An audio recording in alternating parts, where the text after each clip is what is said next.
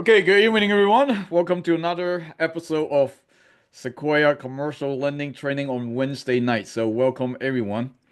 Uh, wow, you bring your eyes. January is gone. 2025, 1/12 of 2025 is gone.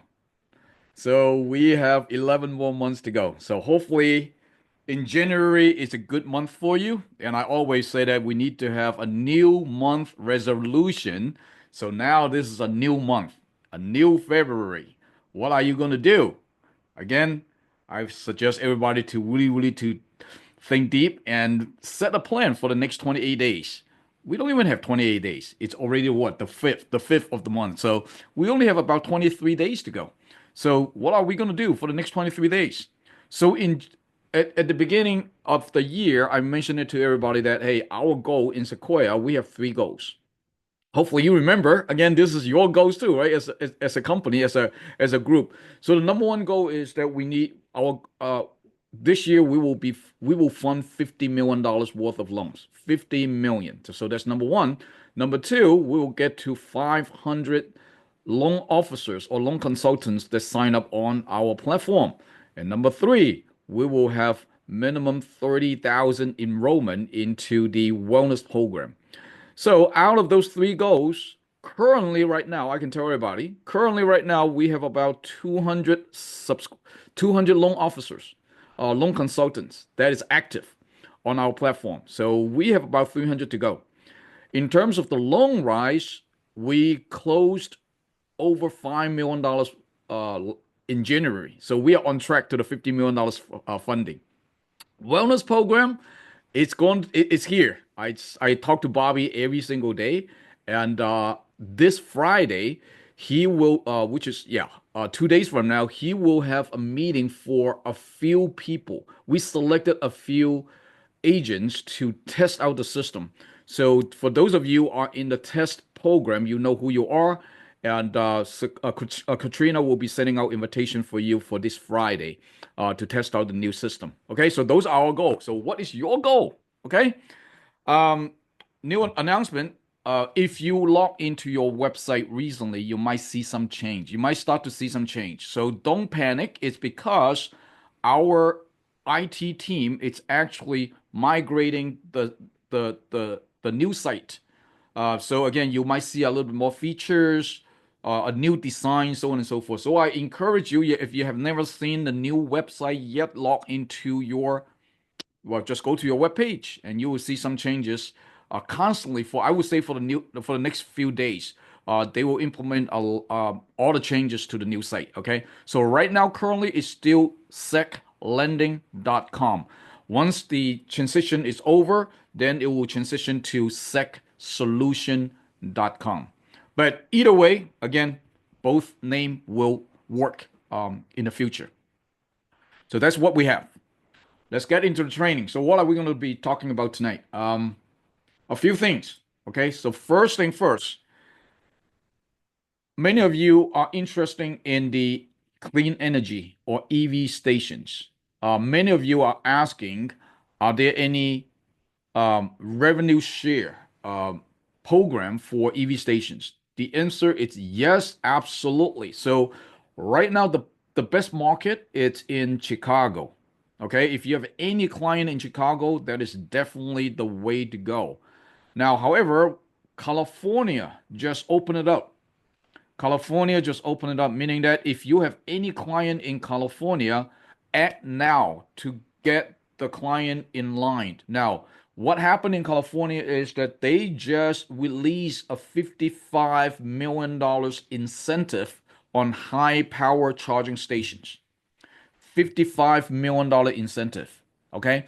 So basically means that, hey, whoever that wants to, or if you own a commercial property and if you want to install EV stations, get in now as soon as possible. We were told that from now until the end of April, pretty much that is the window. Once you get beyond April, pretty much the money is already gone. So if you have any clients or whatsoever in California, please let them know. we can install EV stations for them for free, does not have any cost for them, and we can provide a revenue share for them in California. Now, obviously, there will be more and more incentive coming out from other part of the country as well, but right now, currently, California, let's focusing on it and bring in as many clients as possible, sign them up, get them the proposal, and again, May told me that once May is here, pretty much $55 million is not a lot of money. Okay, so that is the first thing. Now today we are going to be talking about a new product. Let me share the screen. Let me share the screen. Oops. Okay, here we go.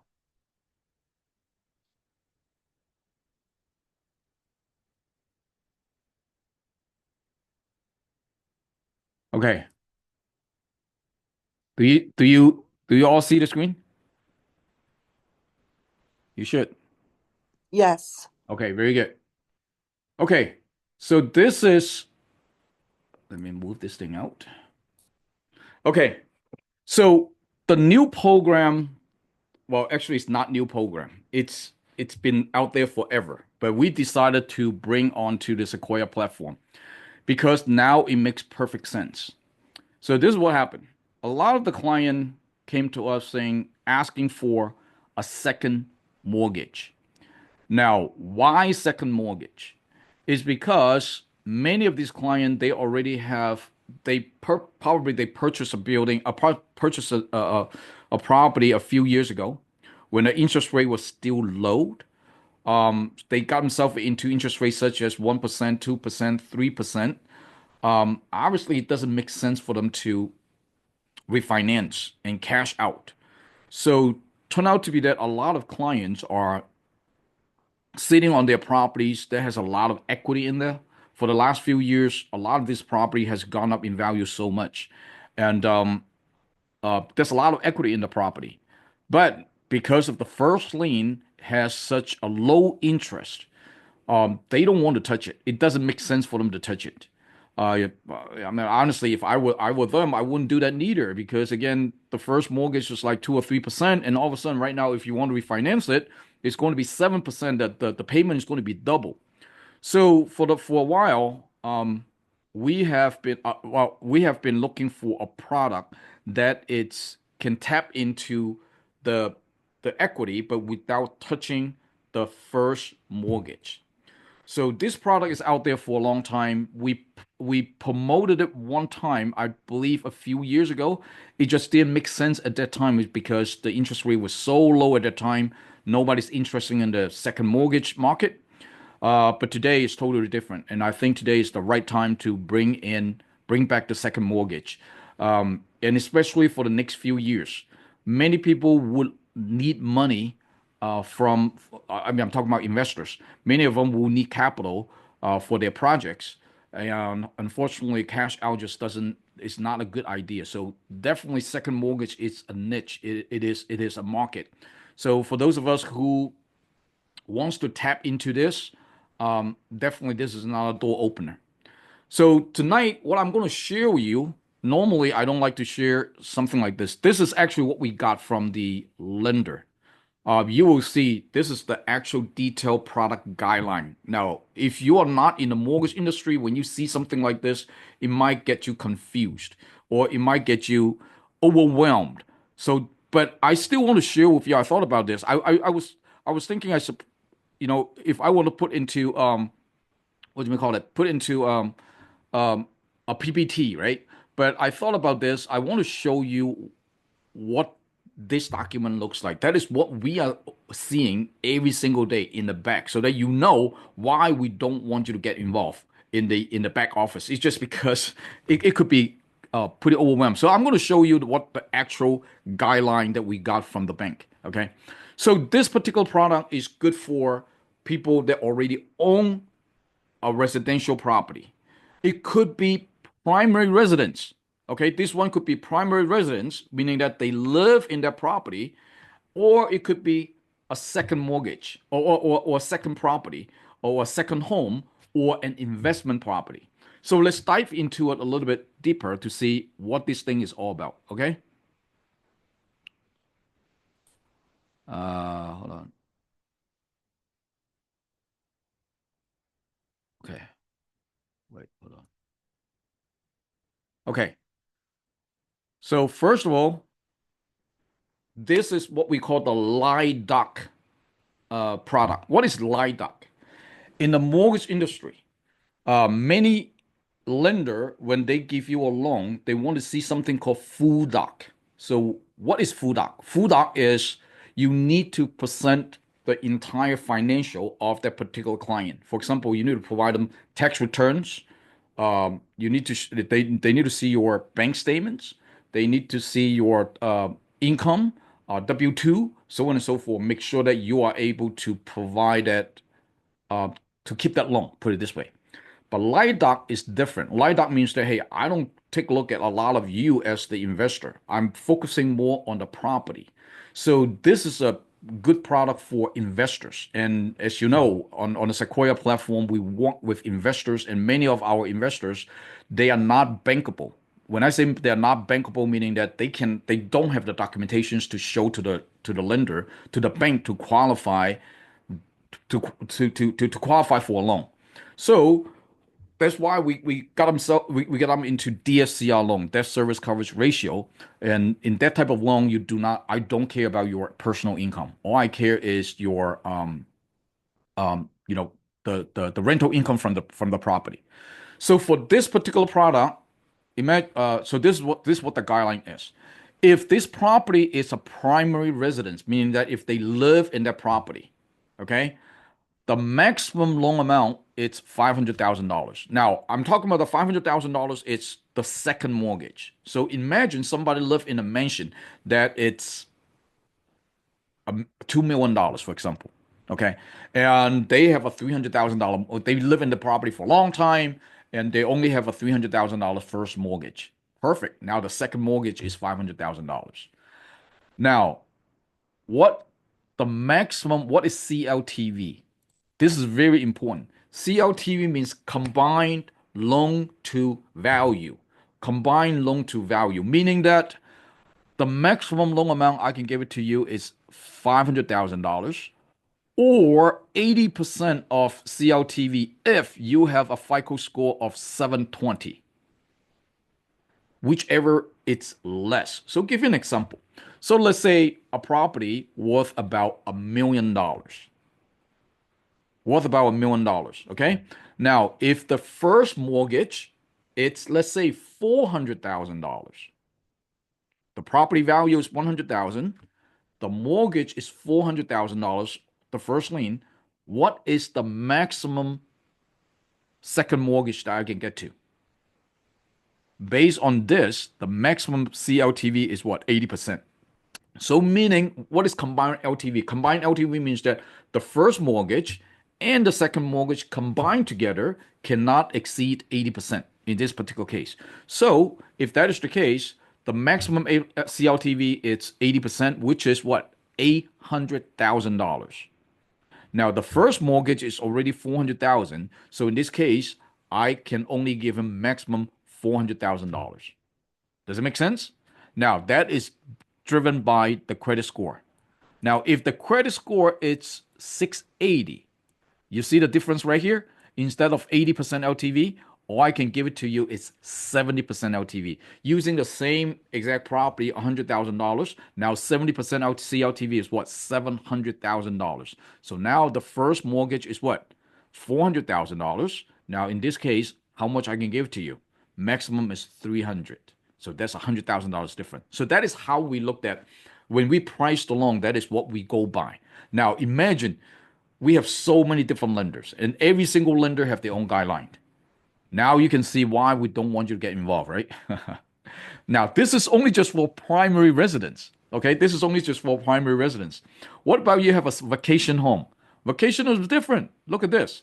Vacation home, the maximum you can go to is 65%. So even though the loan amount is still the same $500,000, but the CLTV is different. Now, for most of our clients, Okay, most of our client, they are investors. So in this case, we will look at this category right here. They're investors, which means that their property is rented out. Same thing. The dollar amount is still 500,000, but based on the credit score, we can go from 65% to 75%. So you got the idea. Okay. So now we also need to look at other what we call conditions. So in this particular condition, is saying that the minimum loan amount is $100,000. Meaning that if somebody come to us saying that, hey, Alan, my property is $200,000 and my first lien is $100,000. Okay. Now my credit score is 720. I'm supposed to be able to get what? 80%. 80% of $100,000 or $200,000 is what? 160,000, right? But the first mortgage is already 100,000. The second mortgage is what? 60,000. Can you still do the loan? Guess what?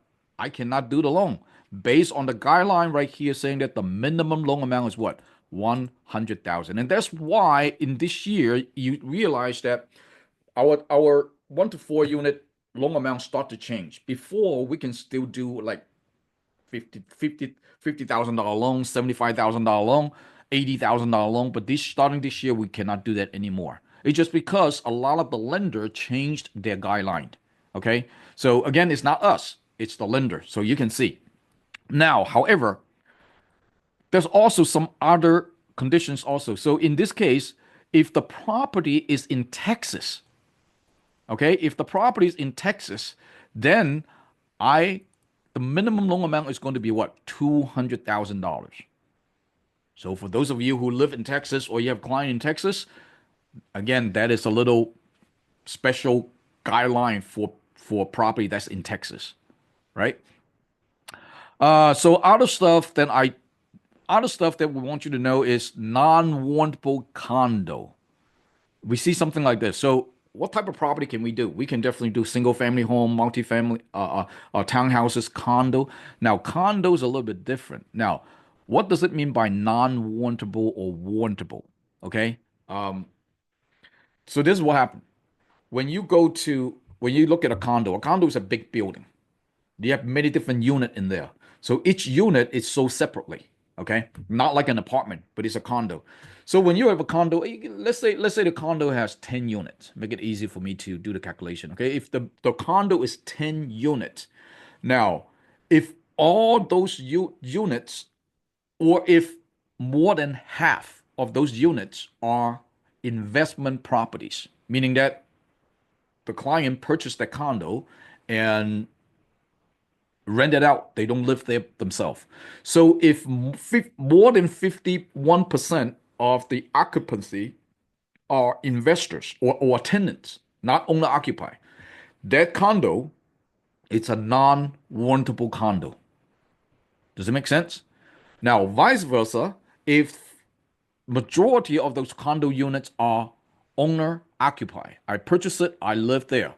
Now that is a warrantable condo. Okay, so you will hear terms like this along the way. If you're confused, it's okay. Don't worry about it. We know how to take care of it on in the back end, but you just need to know the knowledge. When people ask you, is that warrantable, non-warrantable, then you know what we're talking about. Now, how do you know a condo is warrantable or non-warrantable? So for condo, we have something called a condo questionnaire. So the client has to ask the condo associations to fill that out. The condo association will know. They know exactly how many units are rental, how many units are owner occupy. So based on the condo questionnaire, then we can figure it out. Is this condo warrantable or non-warrantable? Okay.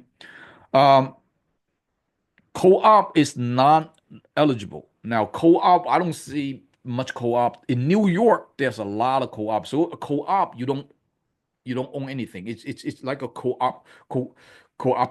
operation of the building. So basically, you own share of the building. You do not actually own the unit. So I don't want to worry about that. So again, so see, this is just the first page.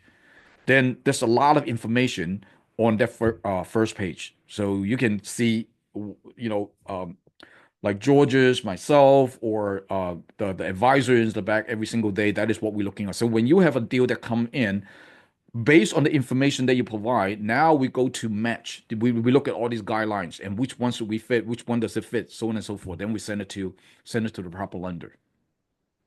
The next page, now this one is in more detail. Now, this is how the lender is underwriting the loan. So before we send the package to the lender, we do a lot of processing. So when we do processing, this is what we do, follow the guideline. So again, I don't want to go into detail of it, but I just want to share with you what, some of the things that you need to know, okay? Just for fun. If you do not remember none of this thing, it's okay. But so let's go through it. What do we need? Absolutely, we need to have an application. Now, application is very important. Many times when we see an application comes in, they just put their name and address and nothing else. It doesn't work that way. The application is the first piece of paper that the lender will look at to evaluate is this a good project or not.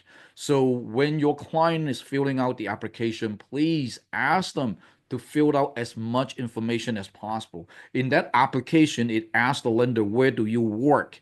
How many property do you have? Do you have any debt? Do you have any liability? So on and so forth. So it's very important for them to spend time to let the lender know the full picture of their financial situation.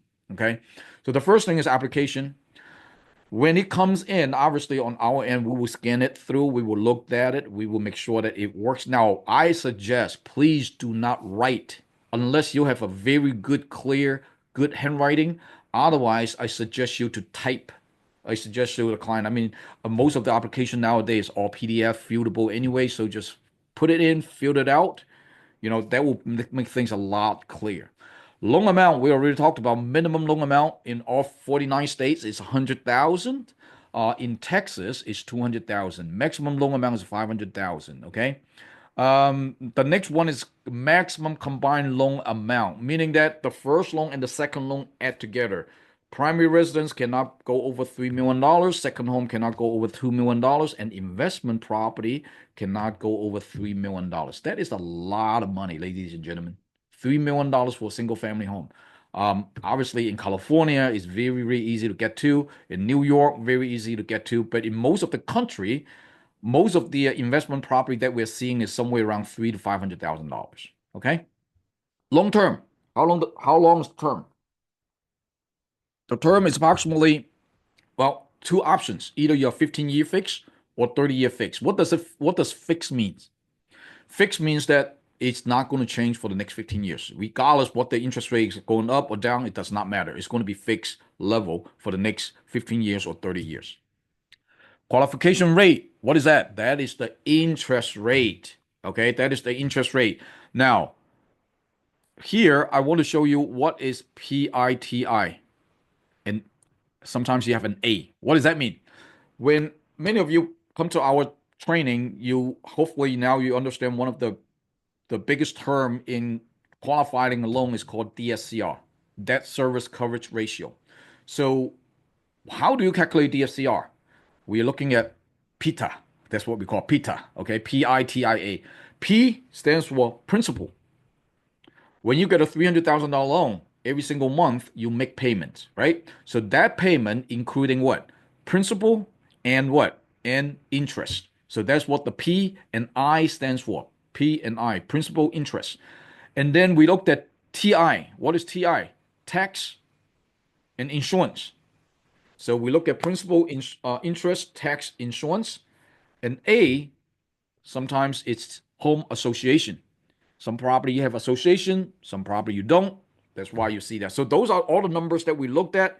And if you pay attention, if you looked at your scenario form, okay, the scenario form, that is exactly what we ask for. We ask for your property tax, we ask for insurance, and now we know the value of the property, we know the loan amount, and now we can calculate what the P&I is. So now what is the qualification rate today in today's market? There's a range, depending on so many different things. Depending on your credit score, you can see, right? Depending on your credit score, where the property is, so on and so forth. So the interest rate in today's market for second mortgage is between 9% to 12%. Between 9% to 12%. So again, if you are sitting on a second loan and you can get a 9% interest rate or 10% interest rate, it's actually a very, very, very good rate. All right. Second mortgage is always more risk than the first mortgage. Let me explain to you why is it like this. It's because when a lender put a lien on the property, the first lien will always have the priority to get their money back first. If the client does not pay the mortgage and if the property will go to foreclosure, the first lien always will get their money. So give you an example. Let's say the property it's $300,000 value at 300,000. And if the first mortgage is 200,000, for example, and now the second mortgage, let's say is 100,000. Okay. Now, if this property go into foreclosure, who is going to foreclose the property? First lien, me, because I'm of the first position, right? So do I care who's behind me? No, I don't. What do I care? I care my $200,000. That's all I care, right? So when I go sell this $350,000 property, I put on the market property, I would start off at 200,000 because that is what I lent to them. So now probably already for those of you been through foreclosure, I've been through auctions, buying auction properties. You bid the price up, so the price go up from 200,000, 210, 220, whatever that might be. So let's say at the end of the day, the auction is at $250,000. So boom.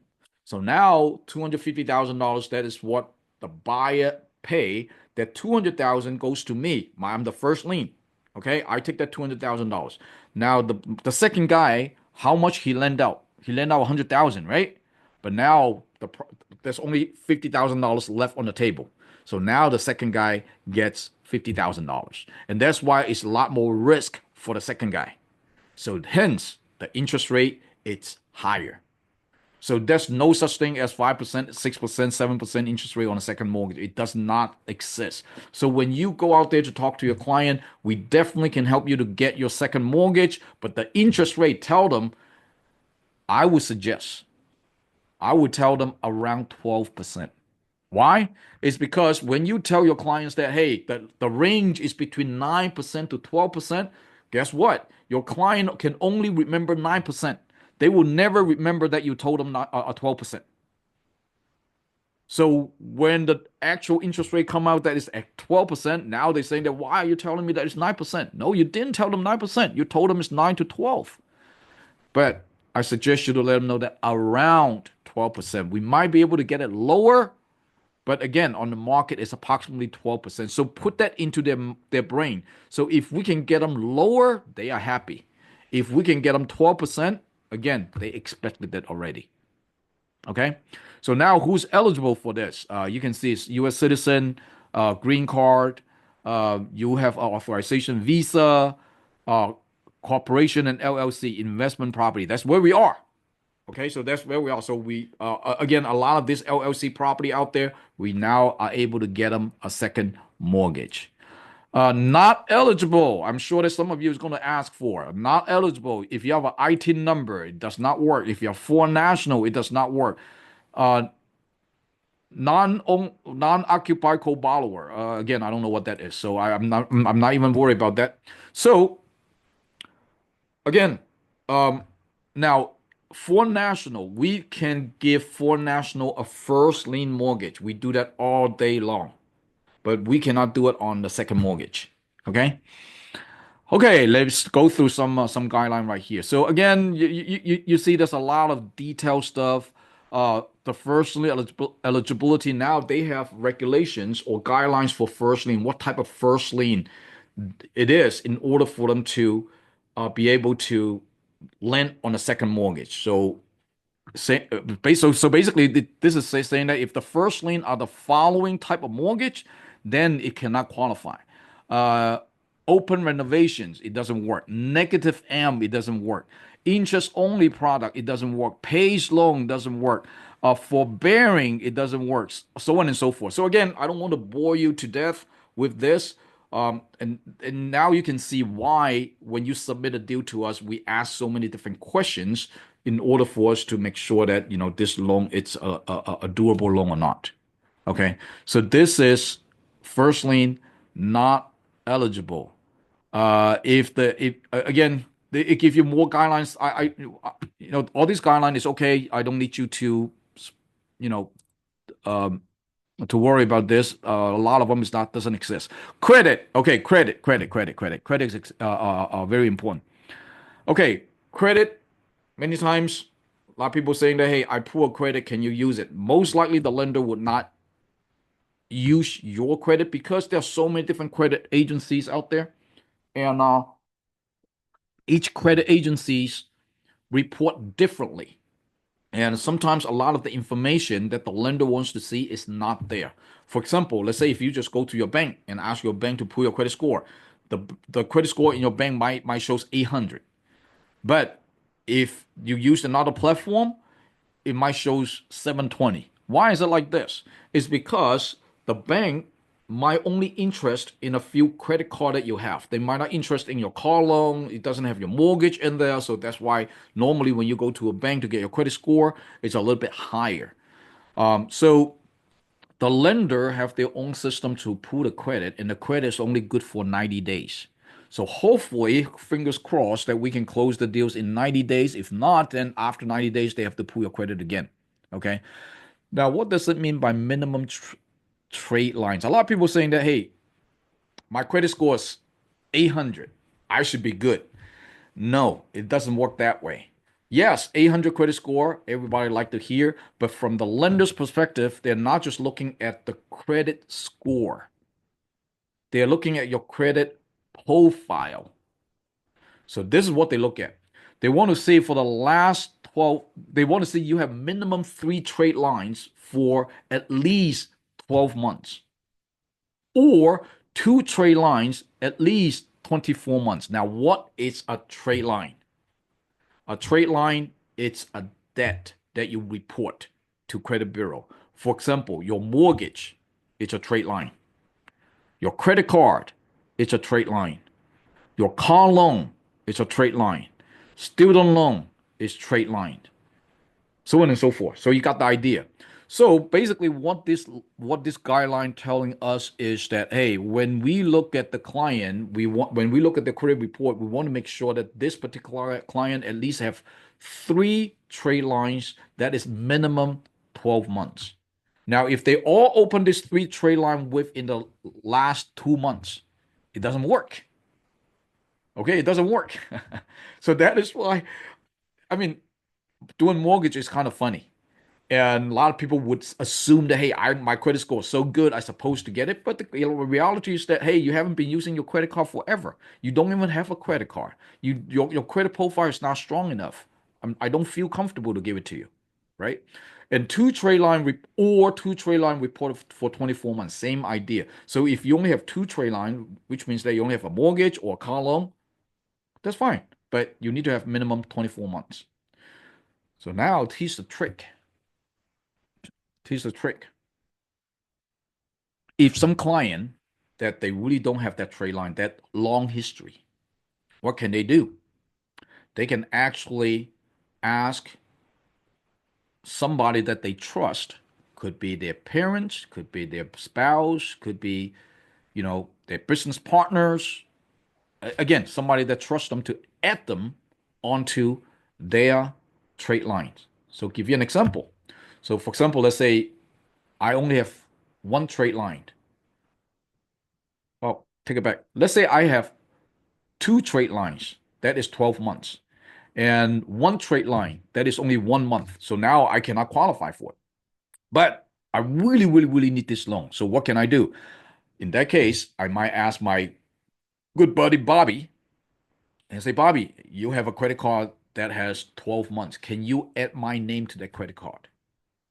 So Bobby agreed to it, add my name to it, and boom, instantly, now I got 3 trade lines that has more than 12 months. Does it make sense? So again, things like this, there's a lot of trick behind it, and that's what we do on a day-to-day basis to provide solutions for our clients. So now I'm opening up the hood for you guys to see what is actually underneath the hood. How can we make things work for everybody, right? So again, that's credit, and we do have a very good credit specialist that can help us or help our clients to get their credit score up, so on and so forth. Now, one thing that is absolutely a no-no, it's mortgage late payment. If you have any mortgage late payment, it's automatically shut down. Even though your credit score high, it does not matter if you have a mortgage late payment. So that is very, very important for us to look at the profile. Okay. What type of property is eligible? So this section right here talked about single family home, absolutely 2 to 4 unit, like a duplex, 3 unit, 4 unit, whatever that might be. So now this is maximum in 4 unit. Multifamily does not work. Okay, mixed use does not work. It's only this product is only for residential properties. I talked about warrantable condo. Now I don't want to get into the detail of a FEMA or all this kind of stuff. Non-warrantable condo, we talked about it already. Rural area. Can we do rural area? Yes, we can do rural area. The maximum acreage is 10 acre, as you can see. Okay. So, however, in rural area, look at this, primary residence and second home only, no investment property, meaning that if this property is in a rural area, the homeowner got to live in that property. And if they're sitting on a 5 acre, that's fine. But if they're sitting on a 100 acre lots, it's not going to work. So maximum CLTV is 75%. Okay. Uh, eligible property co-ops. We talked about this. Condotel. Condotel is like a condo hotel. It used to be very popular down in Florida. I don't know about now. A farm is not going to work. Unique property is not going to work. Again, just stay focusing on residential property, and you should be fine.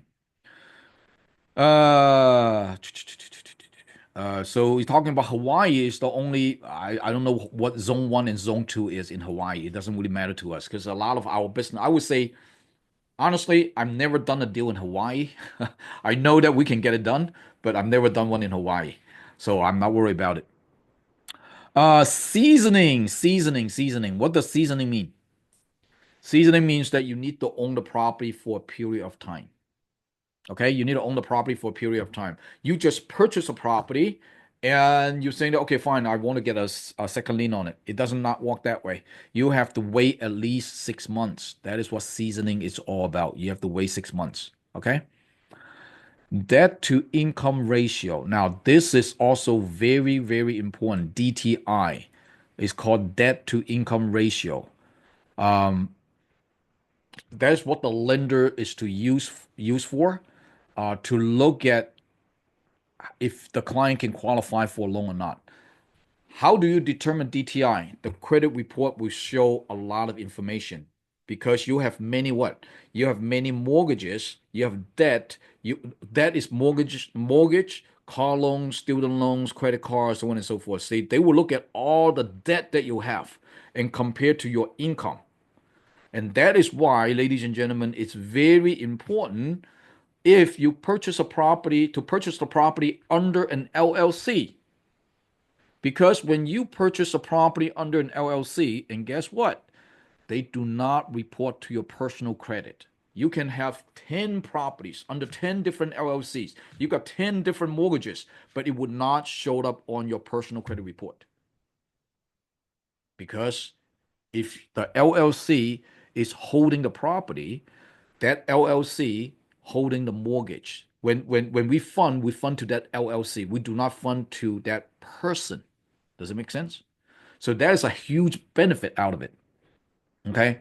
Now, what kind of document? Well, let me talk about the DTI first. So if you're, even though you have a lot of asset, a lot of debt, but if not showing on your personal credit report, your DTI will be very, very low because it doesn't show that you have too much debt. So that is what we want to keep ourselves low, the DTI. Now, um, they do need to look at your rental income if they want to again it's DSCR, right? So they do need to look at your rental income. We talked about it already, so we don't want to go into more detail now. This is documentations that we need. We at the beginning of the thing we talked about LIDOC, okay? LIDOC, we don't look at your tax return. We don't care a lot of different things, but this is what's going to happen. Number one, if this person it's um it has a W-2, it works for someone else. So the lender would want to make sure that this particular person has a job. Now, how can you verify that he has a job? You need to something called VOE, verification of employment. Okay, so VOE is very important, verification of employment.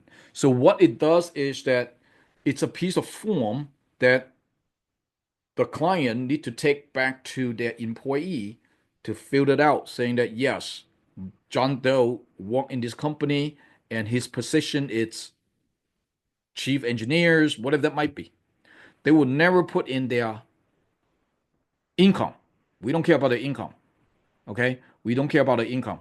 So all we care is the VOE, the verification of employment. So that it's very important. If they don't have a verification of employment, let's say they're self-employed. Okay, they're self-employed. So in this case, what can they do? They will still need to fill out a VOE, but their CPA needs to sign it. Somebody got to sign it. Okay, somebody got to sign it. So now that is the VOE. The second thing is that we need to find out if this client is qualified to purchase this property or not. Where is the income come from? Now, the income coming from two things, right? The first one is the VOE. The second one is what we call the CPA letter. Okay, it's the CPA letter. It's called the income verification. The first one is called employee verification, and this one is income verification. Now, the lender would not check, but they need to get a CPA letter or an accountant letter or a tax preparer letter, does not matter, whoever, but it got to be an official who or a professional who prepared the tax for this particular client. So this CPA can say, or the accountant can say, yes, I verify Alan Wu, it's self-employed, and his yearly income it's 100,000, 200,000, 300,000, whatever that might be, and then sign the name. So that's it. Now, why is that important? It's because many business owners, they make money. They are able to afford the loan. There's no doubt about this. But however, if you look at their tax return, the tax return doesn't look good because I bet you 100% of the time, business owner will do tax write-off. They will tax write off as much as they can. So if you show them just the tax return, they might make $1 million, but after the tax write-off, they might only have $50,000 net profit. But that does not mean that they don't make money. That does not mean that they don't have money, right? Because they can purchase an automobile under the company name, tax write-off, and they can purchase a lot of electronic or a lot of things that you can write off. So the lender doesn't care for this particular program. That's the beauty of it is a light doc. The lender does not care about your tax write-off. All they care is that how much income that you make. And as long as your CPA can write a letter and saying that that is what you make, that is all they will look for. So that makes things a lot easier. Okay, so obviously it goes into a lot of details about profit and loss. I mean, so again, those are we don't want to go into more detail of that kind of stuff. I just want you to have an idea what this product is all about. Uh, Asset verifications, it's not important. I'm going to go to second home. Okay, so again, this is just repeating itself. Um, Now the LLC, okay, so this is what we want to share. The same thing. If you look at this, right, that's exactly what we're looking for. If the property is under an LLC, most of our client, when we fund our client, we fund our client under the LLC. So if they do it correctly, they're supposed to put the property into an LLC. So what kind of documentation that we need? We need an EIN letter. We need an IRS letter to verify the EIN. We need an article of organization, operating agreement, so on and so forth. I mean, again, for those of us who already done a loan with us, you know exactly what we're looking for.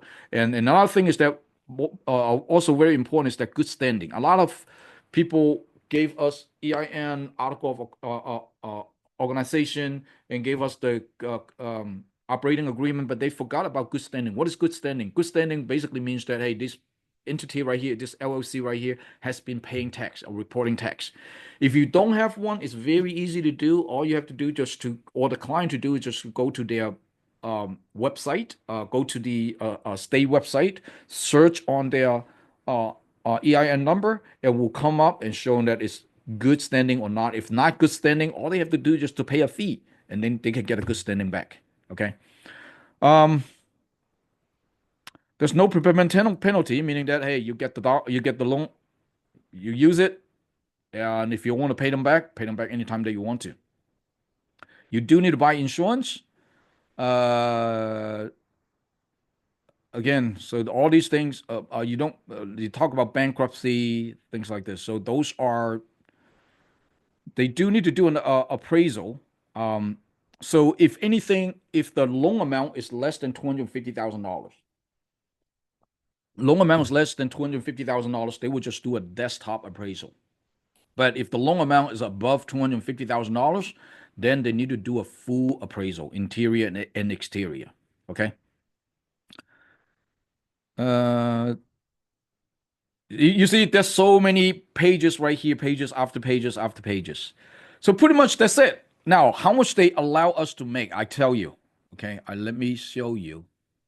Okay, points and fees. Maximum broker compensation not to exceed 2.75%. So basically means that when we do a deal like this, the maximum we can charge, regardless what the loan amount is, the maximum loan we can charge is 2.75%.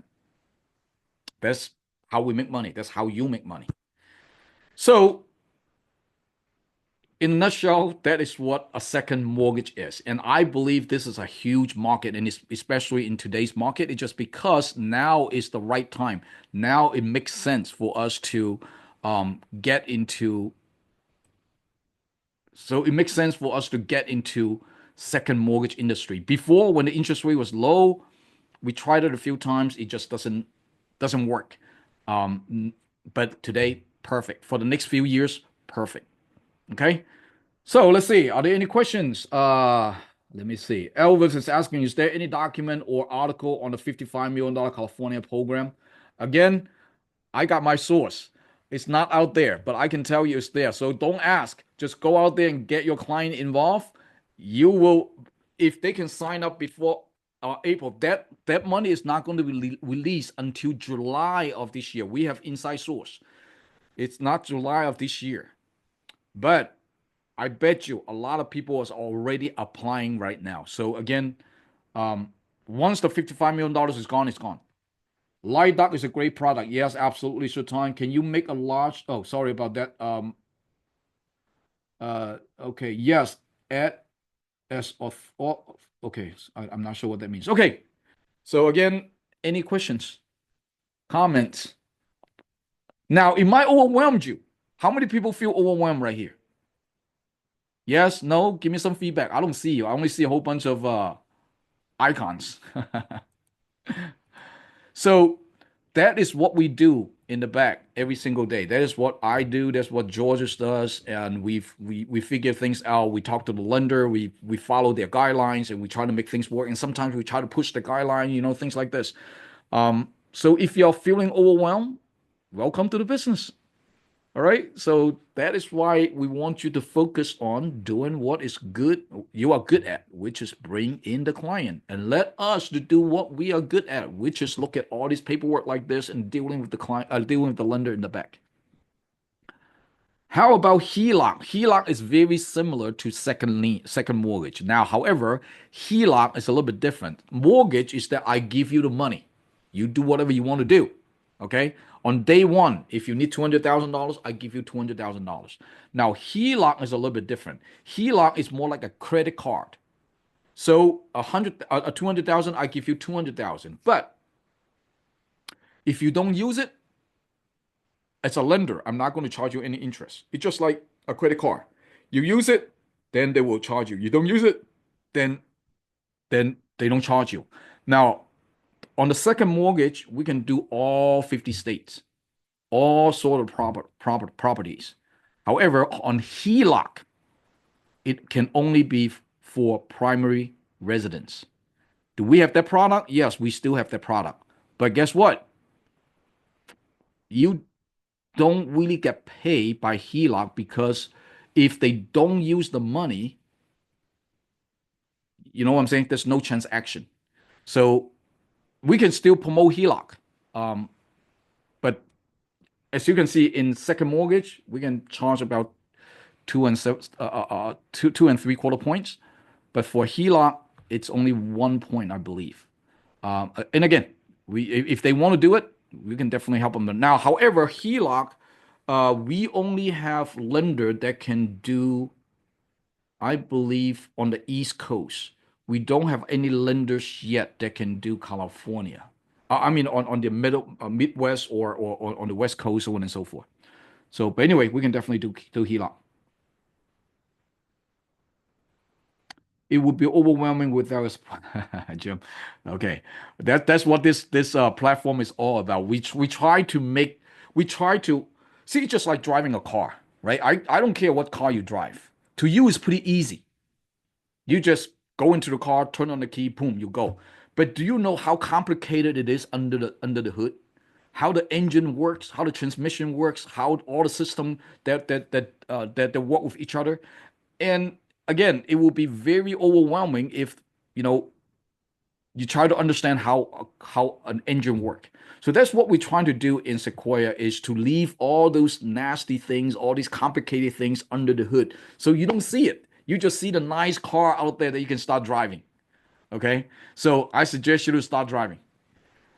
Same requirement for HELOC. Yes, absolutely. Same requirement for HELOC. Okay. Um, Anything else? Anyone else? Okay. If not, then hey, it's a new month. Tell me what your goal is. If you really want to make it, another thing that I really want to do is to have an accountability team, meaning that hey, you tell me. I already told you my goal, and I'm working on it. What is my goal as a company?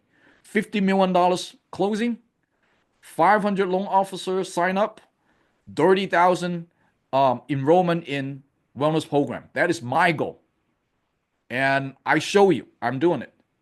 What is your goal? If you want, you can call me up. Just let me know that hey, Alan, in February, my goal is to do nothing. It's okay. There's a goal. You let me know. I make sure that I help you to achieve that goal, right? So, or you call me up saying, hey, Alan, in February, I want to do one deal. No problem. I don't care what that deal is. As long as that's your goal, I help you to do that goal. So, but we need to be accountable for it, right? All right. I don't have anything to say. It's 8:54. Next time, probably I would love to have you guys to turn on your camera, because I'm a person. I you know my I like to interact with everyone. So hey Wesley, good to see you. Hey, again, I love to look at your love. Oh, Sandra, now you showed up. Very good, Sandra. Hey, Sandra, absolutely. San Antonio is we definitely need to go back to San Antonio. Okay. Yep. Okay, guys. If nothing else, I see you next Wednesday night. Okay? Take care. Good night.